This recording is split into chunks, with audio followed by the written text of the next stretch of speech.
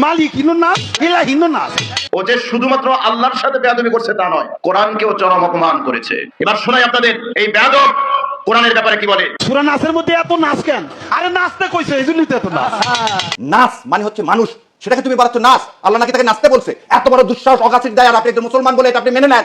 এটাকে আপনি মব বলেন? তাহলে আপনার ইমানটা কোন জায়গায়?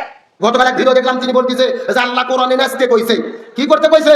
বলতেছে কুল আউযু বিরাব্বিন নাস, মালিকিন নাস, ইলাহিন নাস, মিন শাররিল ওয়াসওয়াসিল খান্নাস। আল্লাহ বারবার বলতেছে তোরা নাচ, তোরা নাচ। আল্লাহ নিজেও নেচেছে, আমাদেরকেও নাচতে বলতেছে। সূরা নাসের মধ্যে এত নাচ কেন? আরে নাচতে কইছে, এইজন্যই তো এত নাচ।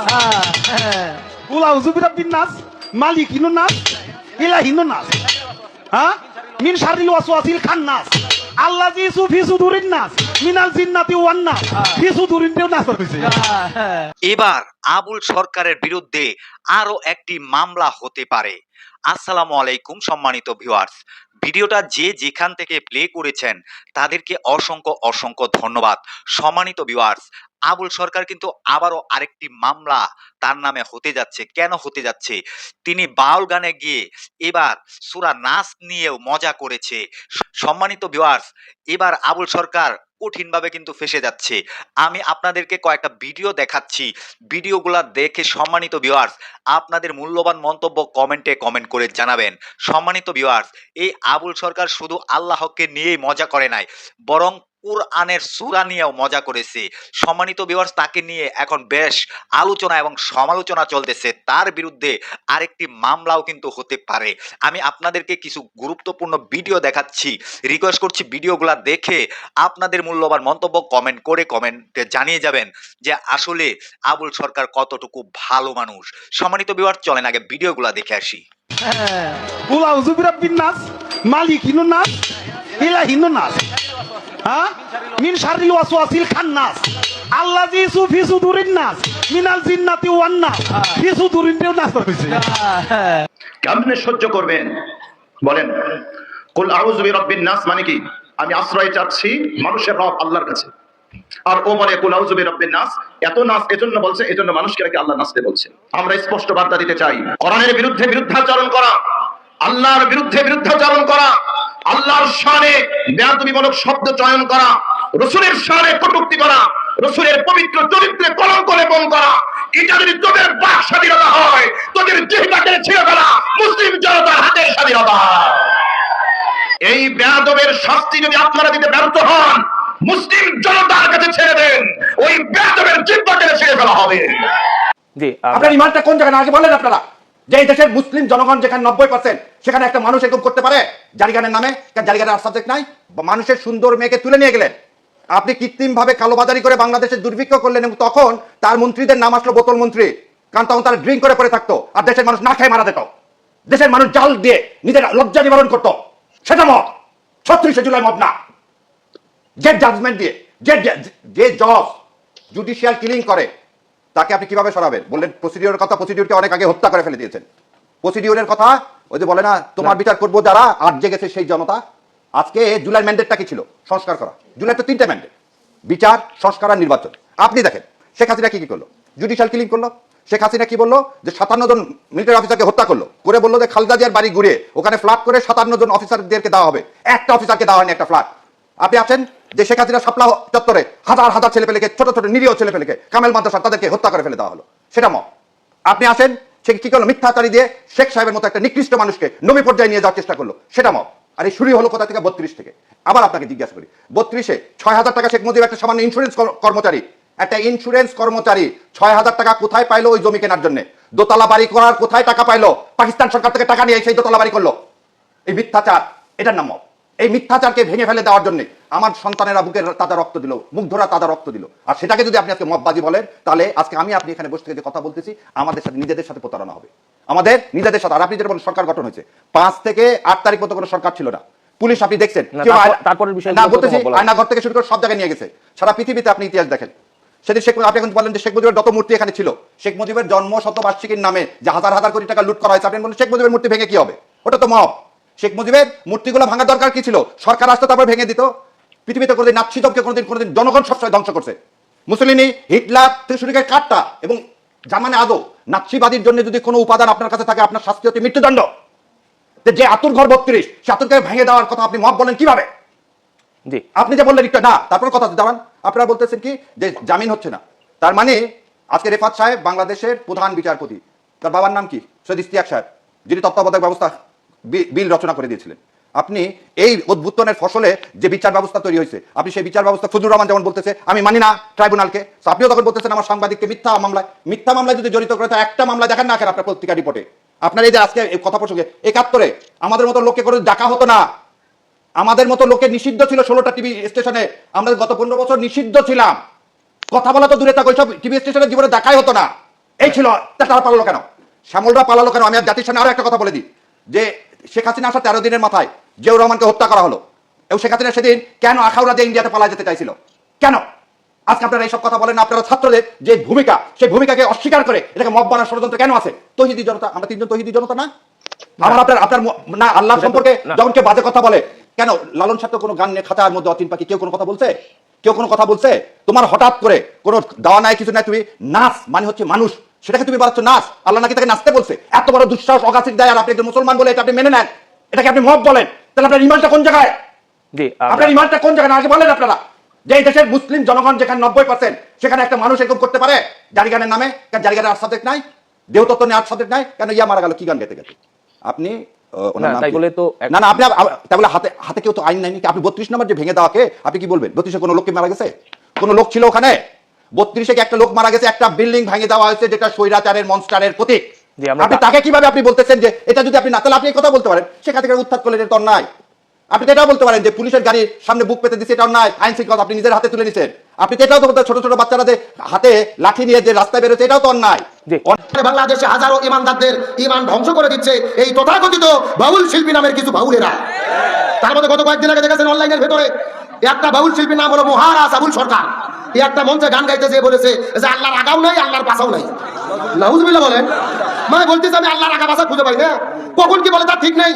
যে আবুল সরকার যেমন স্কুলের বারান্দায় যায়নি, মাদ্রাসার বারান্দায় যায়নি, কোরআন সহি করে পড়া শেখেনি, অথচ গান গাওয়ার নামে মঞ্চে গিয়ে কোরআনের নামে তাফসীর করার নামে ভুল অপব্যাখ্যা করতেছে। গতকাল এক ভিডিও দেখলাম, তিনি বলতেছে যে আল্লাহ কোরআনে নাচতে কইছে। কি করতে কইছে?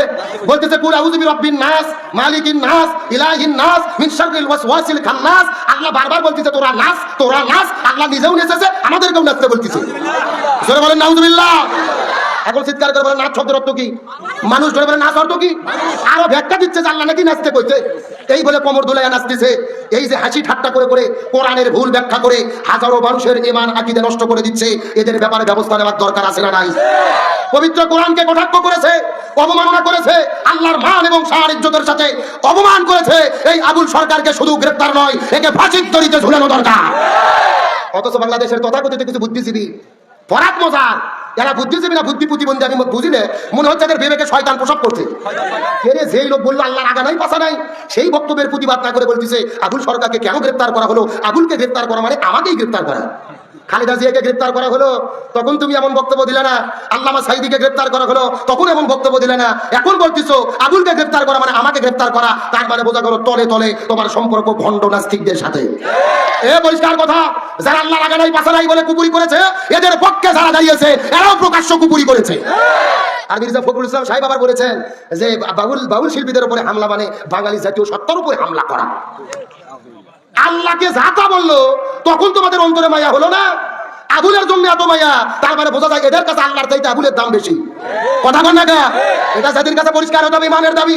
আমরা বাউলদের বিরোধী তো নই, তাই তাদের সংস্কৃতি যদি চালাতো, কিন্তু বাউল গানের নামে আল্লাহর বিরুদ্ধে বলবে, কোরআনের বিরুদ্ধে বলবে, এটা দেশের তৌহিদি জনতা মানতে পারে না। বাউল এমন একটা জগৎ, এর নাম হলো অন্ধকার জগৎ। একটা মহিলা শিল্পী হাসিনা সরকার, ও বলেছে এটা এমন একটা জগৎ, যদি কোনো মহিলা শিল্পী ছেলে বাউলের বিছানায় না যায় তাহলে তাকে গান গাইতে নিয়ে যায় না। জোরে কোন সুবহানাল্লাহ। মানে মহিলা বাউলদেরকে ছেলে বাউলদের বিছানায় যে মনোরঞ্জন করতে হয়, তাহলে তাকে শিল্পী বানায়, তাকে নিয়ে যায়। আমার এই জায়গার ভেতরে গাঞ্জা খাওয়া বৈধ, ছেলে মেয়ে মিলে মিশে একাকার, মনের পর্দা বাইরের পর্দা, বাইরের পর্দা ডুবে উড়ে। কথা বল না গা, এরা ছেলে মেয়ে পর্দা মানে না মিলে মিশে থাকে। আর গাঞ্জা খাওয়া বৈধ। এদের দয়াল বাবা লালন শাহ, লালনের বাজারে গিয়ে আখড়া জমাই 40 মণ গাঞ্জা বিক্রি হয়েছে এবারে। ছেলে মেয়ে মিলে গাঞ্জা একেবারে নিয়ে মুখের মধ্যে টান মারতেছে। সাংবাদিকরা বলে আপনারা গাঞ্জা খান কেন? বলে আমরা তো গাঞ্জা খাই না, সিদ্ধি করি। কি করে? আবার আরেকজন ফটো দিচ্ছে গাঞ্জা তো হারাম না। আল্লাহর কোরআন বলেছে ফাবিআইয়ি আলাই রাব্বিকুমা তুকাজ্জিবান, তোমরা আমার কোন নিয়ামতকে অস্বীকার করবা? যে গাঞ্জা তো আল্লাহই বানাইছে, এটাও তো নিয়ম। কি মুফতি রে, সে বলে মাদ্রাসার বারান্দা যাই না আজকে তারা ফতুয়া দিচ্ছে, আবার আলাদা গান গায় যে আমার মরণকালে কালেমার দরকার নাই, তোমরা ঢোলবাসি বাজাইও। বলে আবার মরণকালে ঢোলবাসি বাজায়ো রে তরিকার ভাইও, আমার মরণকালে ঢোলবাসি বাজায়ো। বলে নাউজুবিল্লাহ। বলে কালেমা কালামো ভাই কোনো কিছুর দরকার নাই, আমার গাউসদনের কোনো কীর্তন গায়ো, আমার মরণকালে ঢোলবাসি বাজায়ো। চিৎকার করে বলেন নাউজুবিল্লাহ।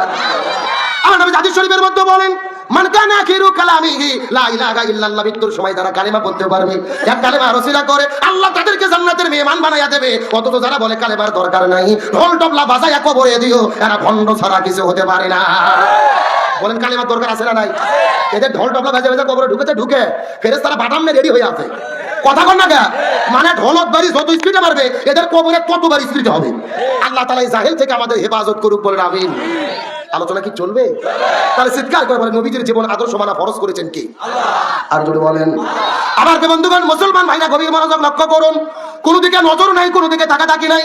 আলোচনাটা শুরু করেছি নবীজির জীবন আদর্শ মানা আল্লাহ তাআলা ফরজ করে দিলেন। এর পেছনে কারণটা কি? আমি পুরো কোরআন গবেষণা করে দেখেছি। আল্লাহ নবীর জীবন মানা ফরজ করে দিয়েছে, এর পেছনে অনেকগুলো কারণ রয়েছে। তার ভেতরে প্রধানত কারণ হলো তিনটা। জোরে বলেন কয়টা? আরো জোরে। তার মধ্যে প্রথম নম্বর কারণটা কি? এই সম্পর্কে আমার আল্লাহ কত চমৎকার করে বলেন, লাকাদ কানা লাকুম ফি রাসূলিল্লাহি উসওয়াতুন হাসানা। সূরা আযাব 21 নম্বর পারা 19 নম্বর পৃষ্ঠার 2 নম্বর লাইন 21 নম্বর আয়াতে কারিমা তাফসীর ইবনে কাসিরের মধ্য থেকে বলতেছি, আল্লাহ বলে এই পৃথিবীর মানুষেরা গভীর মনোযোগ, এই জমিনের মধ্যে যদি তোমরা শান্তি পেতে চাও, আখিরাতের মধ্যে যদি তোমরা মুক্তি পেতে চাও, নবীর আদর্শ তোমাদেরকে মেনে চলতে হবে। নবীর আদর্শ মানা ছাড়া কোনো উপায় এ ভালো করে বোঝার চেষ্টা করেন।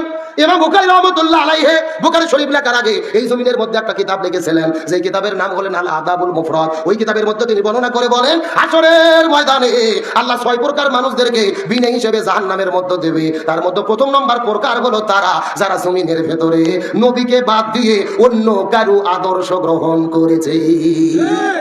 তারা চিৎকার করে বলেন তো, হে সুন্দরগঞ্জের মুসলমান, নবীকে বাদ দিয়ে যারা অন্য কারো আদর্শ গ্রহণ করবে বিনা হিসেবে তাদেরকে যেতে হবে কোথায়? আরো জোরে বলেন। এখন চিৎকার করে বলেন তো, নবীকে বাদ দিয়ে অন্য কারো আদর্শ গ্রহণ করেছে এইরকম লোক গাইবান্ধা জেলাতে আছে না নাই? সুন্দরগঞ্জ থানাতে আছে না নাই? কেউ বা বাবার আদর্শ গ্রহণ করেছে, বাবাকে চেনা যায়? চেনা যায়? কথা কয় না। আরে বঙ্গ বল্টু জাতির ফিতে। কেউ বা বাবার আদর্শ গ্রহণ করেছে, কেউ বা স্বামীর আদর্শ গ্রহণ করেছে, কেউ বা ইরশাদ চাচার আদর্শ গ্রহণ করেছে, কেউ বা কার্ল মার্ক্সের আদর্শ গ্রহণ করেছে, কেউ বা লেনিনের আদর্শ গ্রহণ করেছে। এই গাইবান্ধার মুসলমান চিৎকার করে বলেন তো, নবীকে বাদ দিয়ে অন্য কোন নেতার যদি কেউ আদর্শ গ্রহণ করে বিনা হিসেবে তাদেরকে যেতে হবে কোথায়? উপায় নাই রে, উপায় নাই রে মানুষ, উপায় নাই। নবী বিনে জান্নাত পাওয়ার উপায় নাই। বললে কি কষ্ট হবে? সবাই বলেন উপায় নাই রে, উপায় নাই রে মানুষ, উপায় নাই। নবী বিনে জান্নাত পাওয়ার উপায় নাই। আমার বন্ধুগণ মুসলমান ভাইরা গভীর মনোযোগ, আমি কোন নবীর আদর্শ গ্রহণ করার জন্য বলতেছি?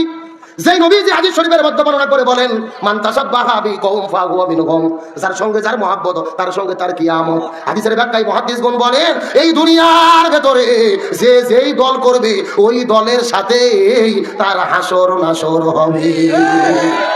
এখন হাদিসের কথাটা গুরুত্ব বুঝতে পারেন নাই? এই দুনিয়ার মধ্যে যে যে দল করবে ওই দলের সাথেই তার হাসর নাসর হবে। তার মানে এই দুনিয়ার বাংলাদেশে যারা আওয়ামী লীগ নামক দল করেছে এদের হাসর নাসর হবে আওয়ামী লীগের সাথে, যারা বিএনপি নামক দল করে এদের হাসর নাসর হবে বিএনপির সাথে, যারা চরমোনাই পীরের মুরিদ হয়েছে এদের হাসর নাসর হবে চরমোনাইয়ের মুরিদের সাথে। আমার বন্ধুগণ মুসলমান ভাইরা গভীর মনোযোগ, তার মানে দুনিয়াতে যে যে দল করবে ওই দলের সাথে তার হাসর। এখন হয়তো আপনারা প্রশ্ন করবেন, হুজুর দলিল দেন। দলিল ছাড়া কোনো কথা বলা যাবে না। দলিল হলো আল্লাহর কোরআন, সূরা বনী ইসরাঈল 71 নম্বর আয়াতের ভিতরে আল্লাহ তাআলা কত চমৎকার করে বলে, ইয়াউমা নাদউ কুল্লা উনাসিম বিইমামিহিম। আল্লাহ বলেন কোরআনের ভেতরে ওই হাসরের ময়দানে কোনো মানুষ কিন্তু হাসরে একা দাঁড়াবে না, প্রত্যেকটা মানুষের সামনে থাকবে তার নেতা। সামনে থাকবে কি? এই গাইবান্ধার মুসলমান গভীর মনোযোগ, আসরের ময়দানে কিন্তু আপনি একা থাকবেন না, এই হুজুরটাও একা থাকবে না, আমিও একা থাকবো না, মঞ্চের কেউ কিন্তু একা থাকবে না, প্রত্যেকটা মানুষের সামনে থাকবে তার নেতা। আল্লাহর আয়াতটা যদি বোঝার চেষ্টা করেন, আমি আপনাদের খোলামেলা ব্যাখ্যাতে বোঝানোর চেষ্টা করতে চাই। এই দেশের ভেতরে স্বাধীনতার পর থেকে আওয়ামী লীগ নামক দল যারা করেছে, আসরের ময়দানে দেখা যাবে তাদের সামনে প্রথম দাঁড়িয়ে যাবে বঙ্গবন্ধু শেখ মুজিবুর রহমান, তারপরে দাঁড়িয়ে যাবে 16 বছরের স্বৈরাচার কাঁঠাল রানী হাসিনা। জোরে বলেন।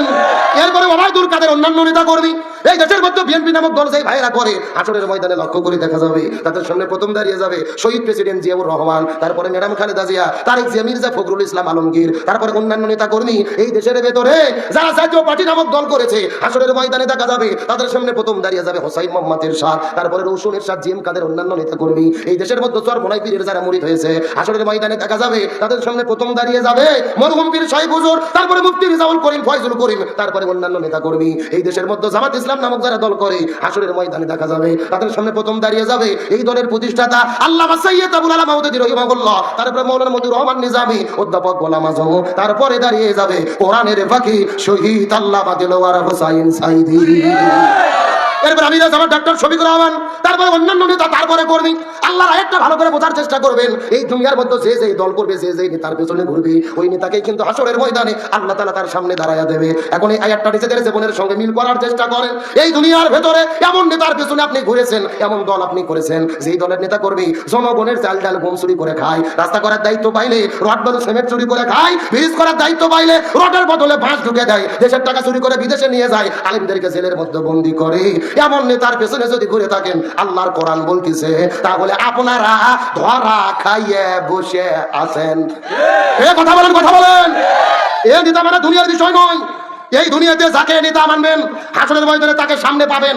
এখন হাসরের ভেতরে দাড়িওয়ালা, টুপিওয়ালা, নবীর আদর্শের সৈনিক আলেম ওলামাদেরকে সামনে পেতে চান নাকি চান? সম্মানিত ভিউয়ার্স, এই যে ভিডিওগুলো দেখেছেন, যারা তার বিষয় কথা বলেছে, সূরা নাস নিয়ে সে যে মজা করেছে, এটা আসলে দর্শক শ্রোতা আপনারা তার কি শাস্তি দেখতে চান, তার বিরুদ্ধে আরেকটা মামলা হওয়া কি জরুরি কিনা, সেটা আপনারা কমেন্ট বক্সে কমেন্ট করে জানাতে ভুলবেন না। ভিডিওটা সর্বোচ্চ পরিমাণ শেয়ার করে সবাইকে দেখার সুযোগ করে দিবেন। সবাই ভালো থাকবেন, সুস্থ থাকবেন। পরবর্তী কোনো একটা ভিডিওতে আপনাদের সাথে দেখা হবে। আসসালামু আলাইকুম।